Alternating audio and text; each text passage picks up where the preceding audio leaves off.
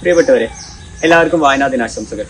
ഈ വായനാ ദിനത്തിൽ എൻ്റെ വ്യക്തി ജീവിതത്തെ, എൻ്റെ വായനാ ജീവിതത്തെ സ്വാധീനിച്ച ചില പുസ്തകങ്ങളെ നിങ്ങളുമായി പങ്കുവെക്കാനാണ് ഞാൻ ആഗ്രഹിക്കുന്നത്. 5ാം ക്ലാസ് പാഠപുസ്തകത്തിലാണ് ആദ്യമായി മുറ്റത്ത് വർക്കിയുടെ ഒരു കുടയും കുഞ്ഞുപെങ്ങളും എന്ന് പറയുന്ന കഥ കേൾക്കുന്നത്. ആ കഥയിലെ അപൂർണമായിട്ടുള്ളൊരു ഭാഗം മാത്രമായിരുന്നു പാഠപുസ്തകത്തിൽ ഉണ്ടായിരുന്നത്. എന്നിട്ടും ആ കഥയിലെ ലില്ലി എന്ന് പറയുന്ന കഥാപാത്രവും ബേബി എന്ന് പറയുന്ന സഹോദരനും അവരുടെ ജീവിതത്തിൽ അവരനുഭവിച്ചിട്ടുണ്ടായിരുന്ന അനാഥത്വവും വേദനയുമെല്ലാം ഉള്ളിലൊരു നോവായി തന്നെ കിടന്നിട്ടുണ്ടായിരുന്നു. അങ്ങനെയാണ് ശരിക്കും ഒരു കുടയും കുഞ്ഞുപെങ്ങളും എന്ന് പറയുന്ന മുറ്റത്ത് വർക്കിയുടെ പുസ്തകം തേടി ലൈബ്രറിയിലേക്ക് പോകുന്നതും ലൈബ്രറിയിൽ നിന്ന് ആ പുസ്തകം വായിക്കുകയും ചെയ്യുന്നത്. പിന്നീട് എൻ്റെ ജീവിതത്തിൽ ഞാൻ മനസ്സിലാക്കുന്നു, ഹൈസ്കൂൾ പഠനകാലത്താണ് ശരൺകുമാർ ലിംബാളയുടെ ദളിതാഖ്യാനമായിട്ടുള്ള, അതല്ലെങ്കിൽ അദ്ദേഹത്തിന്റെ ആത്മകഥാംശമായിട്ടുള്ള ഒരു പുസ്തകം അക്കർമാശി വായിക്കുന്നത്. അതിനുശേഷം അവർണൻ എന്ന് പറയുന്ന പുസ്തകം വായിക്കുന്നു.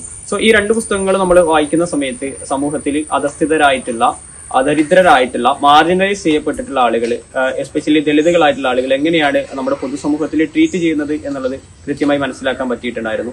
പ്രത്യേകിച്ച് അദ്ദേഹം ആ മഹാർ എന്ന് പറയുന്ന ഒരു വിഭാഗത്തിൽ നിന്ന് വരുന്നത് കൊണ്ട് തന്നെ ആ ഒരു വിഭാഗത്തിൽ അവരനുഭവിച്ചിട്ടുണ്ടായിരുന്ന പ്രയാസങ്ങളും പ്രതിസന്ധികളും എല്ലാം തന്നെ വളരെ ഹൃദയസ്പർക്കായ രീതിയിൽ അദ്ദേഹം അതിൽ അവതരിപ്പിച്ചിട്ടുണ്ടായിരുന്നു എന്നുള്ളതാണ്.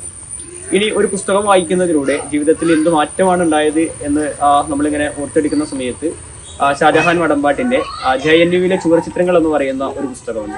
ആ പുസ്തകത്തിൽ JNU എന്ന് പറയുന്ന ഇന്ത്യയിലെ തന്നെ വളരെ പ്രസിദ്ധമായിട്ടുള്ള ഒരു ക്യാമ്പസും, ആ ക്യാമ്പസിലെ വിദ്യാർത്ഥികളും ആ ക്യാമ്പസിലെ ജീവിതവുമായി ബന്ധപ്പെട്ട കാര്യങ്ങൾ, അവിടെയുള്ള ധാബകൾ, അവിടെയുള്ള വിദ്യാർത്ഥികൾക്കിടയിൽ നടക്കുന്ന ചർച്ചകൾ, ഇതെല്ലാം തന്നെ കൃത്യമായിട്ട് അതിൽ അവതരിപ്പിച്ചിട്ടുണ്ടായിരുന്നു.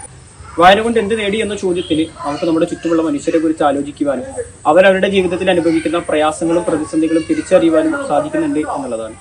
ഈ ഒരു വായനാ ദിനത്തിൽ നിങ്ങളുടെ മുമ്പിൽ എനിക്ക് പങ്കുവെക്കാനുള്ള സന്ദേശവും അത് തന്നെയാണ്. വായിക്കുക, നിരന്തരമായി വായിക്കുക, നമ്മുടെ ചുറ്റുമുള്ള മനുഷ്യരുടെ ജീവിതങ്ങളെ തിരിച്ചറിയാൻ വേണ്ടി ശ്രമിക്കുകയും ചെയ്യുക.